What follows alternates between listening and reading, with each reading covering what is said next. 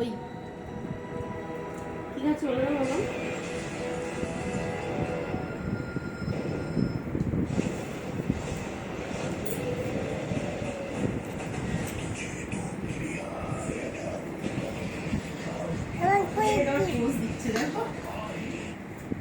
কি খাচ্ছ বাবা তুমি? আমি ম্যাগি খাচ্ছি। একা একা?